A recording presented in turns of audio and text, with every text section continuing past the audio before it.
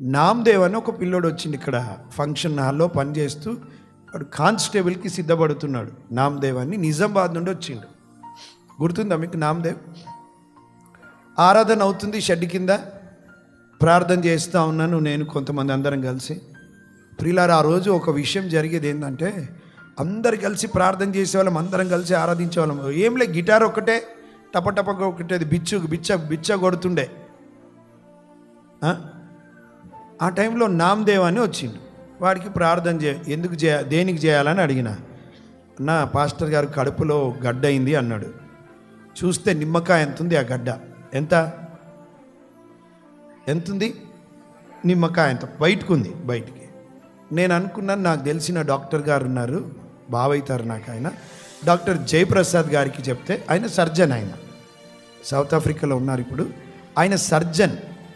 ఆయన చెప్తే ఆయన సర్జన్ కాబట్టి ఆయన ఆపరేషన్ చేస్తాడు అని నా మనసులో అనుకొని, కళ్ళు మూసుకో అని చెప్పి నేను కూడా కళ్ళు మూసుకొని ఆ గడ్డ మీద చేయి పెట్టినాను.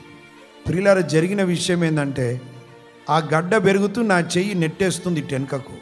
నిజంగా ఆ గడ్డ మెల్లిమెల్లిగా పెరగడం మొదలుపెట్టింది. నా చెయ్యి ఇట్లా పెడితే నెట్టేసుకుంటూ వస్తుంది.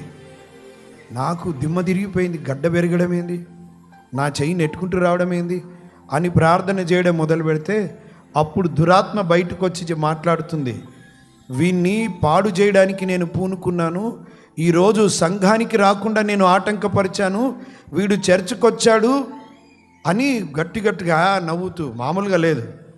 సరే, నేను అన్నాను, వాడిని రాకుండా ఆపాలనుకున్నావు, ఇప్పుడు వాడు చర్చ్కి వచ్చిండు, నెక్స్ట్ ప్రోగ్రామ్ నీదేంది అన్నాను. What is your next program ఇప్పుడు అంటే, ఇంకేముంది పోతాను నేను అన్నది. ఇంకేం ప్రోగ్రాం, పోవడమే కదా. యేసు నామంన పో అనగాని, ప్రియులారా, కట్టుకథ కాదు, ఆ గడ్డ గాయబైపోయింది. యేసు నామంనకు మహిమ కలుగునుగా. వాడు ఇప్పుడు దేవుని దయ వలన కానిస్టేబుల్ అయిండు, ఉద్యోగం చేస్తున్నాడు. అది